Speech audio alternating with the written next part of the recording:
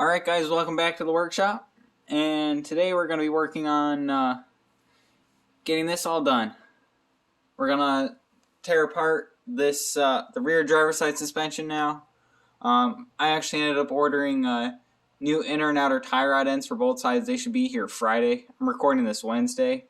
I had originally thought that the parts store had ordered them for me, but they didn't. So I just ordered them off of Rock Auto, and they should be here Friday. So we're going to get right into tearing apart the rear suspension. I've already done the driver's side front on both sides, so passenger and driver side, and I've done the passenger side rear. So we're basically going to be tearing this apart just like we did the front. The only difference is we're going to be keeping these brake calipers on here because they are already painted. These ones are actually powder coated, not painted. So without further ado, let's do a little walkthrough on what we're going to be taking apart here. So first thing you want to take apart, it's going to be the easiest thing to do, is going to be the tie rod end to the sway bar. We're going to leave it on the strut. That'll be for what I have in here. I have Moog sway bars. They actually don't fit with the stock suspension because, as you guys can see, they rub a lot and it makes a loud squeaking sound. So we're just going to be removing that there, and then from there we're going to be taking off the rear caliper, which there's a 17 millimeter here, and then there's a 17 millimeter down on the bottom. And then we're going to be disconnecting the brake line so that way we can fish that through the strut. So we'll actually probably do that and then take off the caliper. And then once we're done with that, the whole caliper rotor will come off. And then from there, we will disconnect the tie rod end, or I want to call it a tie rod end. I want to call it a lateral rod on this one, or a tow rod. I'm not exactly sure what the name of this part is that runs all the way back here. I always just called it like a tow rod because that's what it affects, is your toe. Whether you're going to go out or in, or straight. So from there, we'll disconnect the strut, get the strut out of there. And then we'll actually end up hanging I actually have a cool way to hang the brake calipers with the e-brake line on them still. Only because I don't feel like taking them off. That's extra work for me. And I'm trying to make this as fast as possible, kind of. Because, as you guys know, last video, I'm leaving. October 25th is my last day here at home. I go up to the MEPS Hotel at about noon that day. So who knows? But I just want to get this done so I can drive it to work next week, at least one day, to show all my coworkers everything. And then hopefully just do a little bit of joyriding before I go, because I'm going to miss the car for the super long time that I'm going to be gone. Because I don't even know if we're going to have visitation back home for our 10 days of leave or even our 1 month of leave after MOS school. So anyways, from there we're going to disconnect the this is the lateral rod of the rear. We're going to disconnect that, which will leave the we'll slowly pop the axle out as like we're taking this stuff apart. And then I've already actually got it loosened up back there, which I'll show you guys like how I did it, because I have a couple old clutch forks and I ended up using one of them to pop out the axles, which I'll actually end up showing you on this side. But we actually need this to actually fall forward a little bit to not only disengage it from here, which this is already pretty much disengaged, like I can move that by hand, but we just need that slack so that way we can pop that out. So then once we get the axle out, we can remove that, and then we can finally disconnect the actual control arm itself to the subframe, which is a 19 millimeter. And just for size references, 17 millimeter to the tow rod to the subframe, 17 millimeter as well for the lateral rod, and then 19 millimeter for the control arm. For these specific sway bar end lengths, it's an 18 on the inside, 14 or 15 on the outside. I don't remember which. It's going to be a 10 mil for my, I believe it's a 10. It's going to be a 10 or a 12, one of the two, to remove the brake line, and then a 17 to remove the brake caliper and bracket assembly, and then it's going to be a 19 to remove the strut bolts. So let's, and don't want to forget these. The strut ain't going to come out without these being off. These are 14s. So let's get right into it. So first, we're going to start with the brake line. We're just going to pull that off first. Get that out of the way, let that start draining so I can actually start removing the sway bar end links and other stuff. So the brake caliper feed line is a 12 on this side for me. The other side was strangely an 11, which was surprising to me. What you guys will notice is that it's going to actually start bleeding out brake fluid, which is normal because you're disconnecting the brake line. So the faster you can get this undone, the more paint you save on these, or powder coat in my case, because it still will eat powder coat, I have learned. So one thing you guys might have noticed when I was pointing around like different sizes, this actually has what do you call it? Hubs that are for a car with speed sensors. I think they are. Something along those lines. I don't know because I don't have a car that has them. One of my other cars does, but I can't think the name off the top of my head.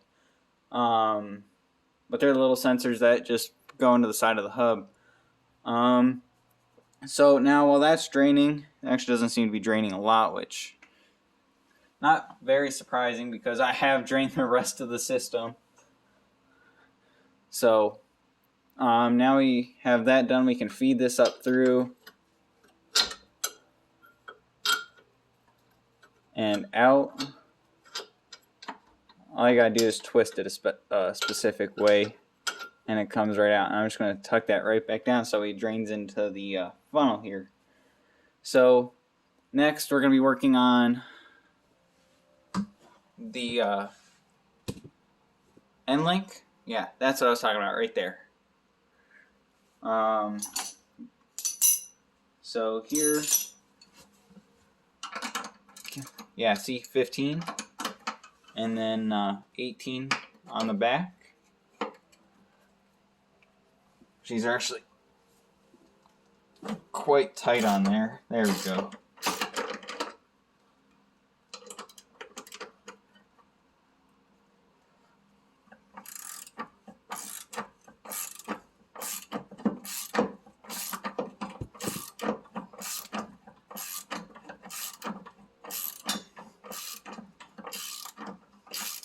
So this restoration video with the MR2 is probably going to be the last video you guys see from me for quite a while. Not this video specifically, I'm talking about when I finish up the suspension. Just because by the time that's done, I won't really have time to make any other videos for y'all. But there we go. That's disconnected now. So next we're going to disconnect the brake caliper, which I gotta go get a bungee cord real quick. Okay, so 17mm on the top. You guys can see I have a bungee cord hooked up to it now, temporarily to the strut assembly. So just off the top bolt a bit, rotate my funnel.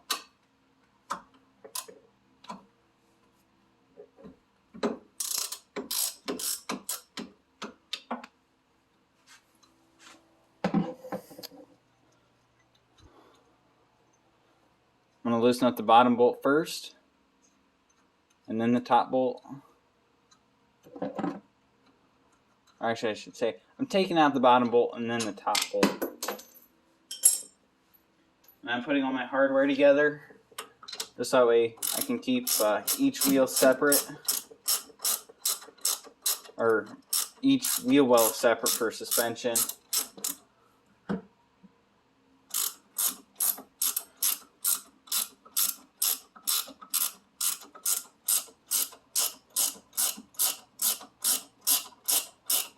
But right now there's force being put on the, yep, there it is. It's wanting to pull up on the brake caliper. But there we go. That's now hanging. We're gonna pull the catch can out of the way.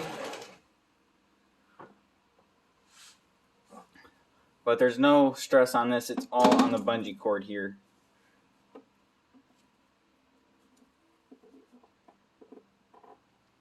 There we go. So next, you guys can see that opens up a lot of space here. So next thing we're going to do is we're actually going to disconnect the bottom of the strut assembly, which are 19s, which we're just going to break out the impact for this, just to save on time.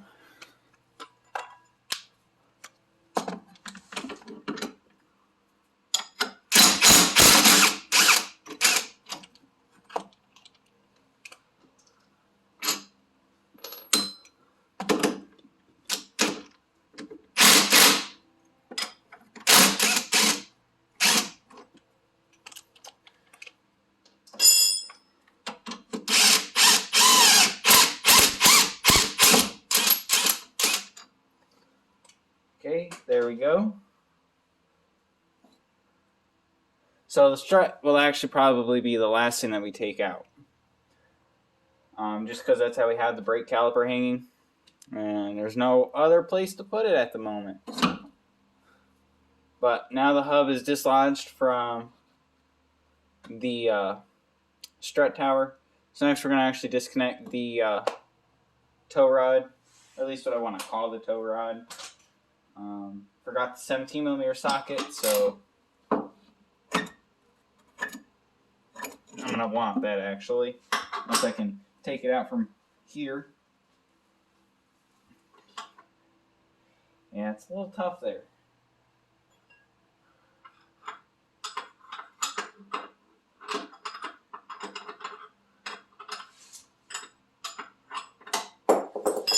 Yeah, I don't want to fiddle around with that too much.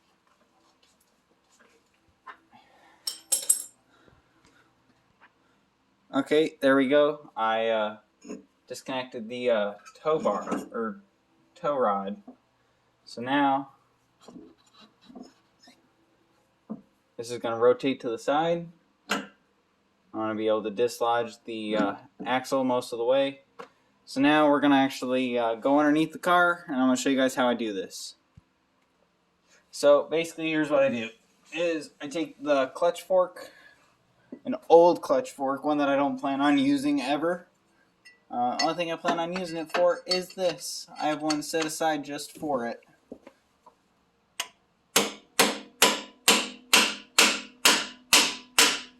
And it will take a few whacks to loosen up.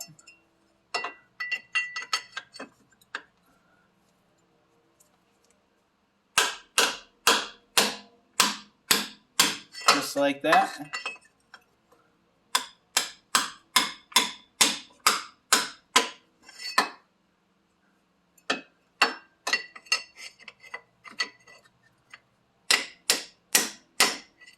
And there we go. Now I can probably pull that out by hand. So as we transition out from underneath the car, what we're going to do is just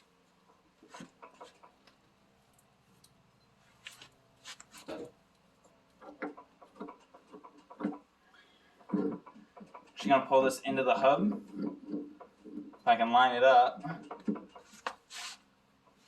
And then we're just going to pull outwards. I don't know how well you guys can see what I'm doing, but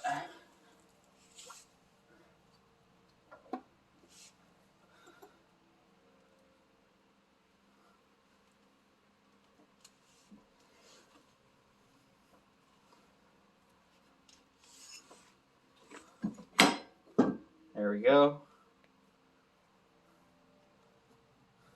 And this axle seal was leaking extremely bad, to where it coated up that entire axle stub in transmission fluid. And yes, I say transmission fluid because this transmission technically does take transmission fluid, ATF. Automatic transmission fluid. It's what the BGB calls for, the big green book. So, next we're going to disconnect this lateral rod with the impact.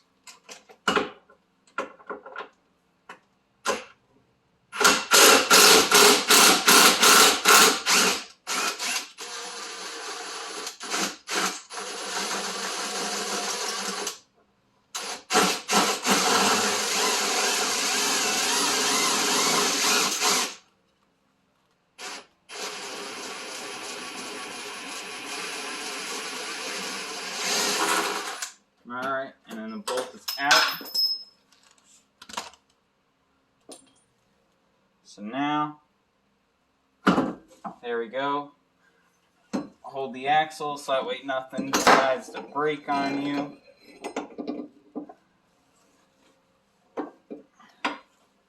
And then now I can maneuver this to pull that out, right out. So now we have all that in there. All that's left is take a 19mm socket on the impact and pull that bolt out.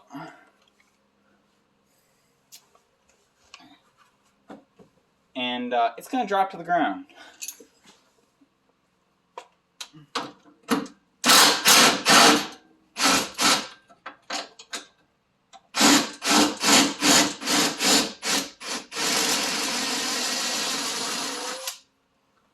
Or surprisingly, it won't. Last one did. Maybe if I just give a little wiggle here. There it is. The hub's out. Like I said, the front or the rear is definitely a lot easier than the front. Just because there's less components you have to really disconnect. I mean, you do have to drain your transmission fluid, but that's about it. I mean, you don't have to worry about disconnecting the e-brake cable. You don't have to worry about that. But next, what we're going to do is I'm going to hop up top really quick. We're going to disconnect this strut from the top and call it a night after that. And then hopefully tomorrow I can start rebuilding the rear, so that'll probably be the next video y'all see. And then hopefully I can make a video restoring the front this weekend.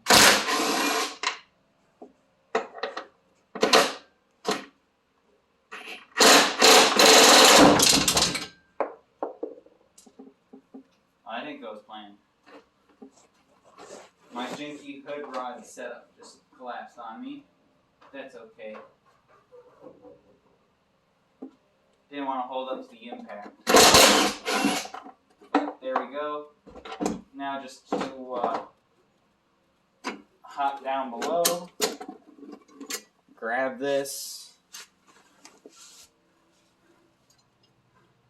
I'm only going to be hanging by that e-brake cable for just a few seconds. Then we're actually going to pop this up top. We're going to latch it in there on both sides with both hooks. Just like that. So now that's supported by the bungee cord, and that wraps up the first two parts of suspension restoration. Just as a recap, we removed the brake caliper and rotor after disconnecting the brake line, which is right here. And then from there, we disconnected the sway bar end link, and then we loosened up the two strut bolts that go there to the hub. And then we popped the axle free, removed the lateral rod from where it sits in the frame, way up in here. And then that allowed the hub to swing down to where we could pull the axle up and out of the hub, and then we just disconnected the control arm. From there, let it drop right down to the ground, and then finally remove the 3 nuts up top in the strut tower, right up in there,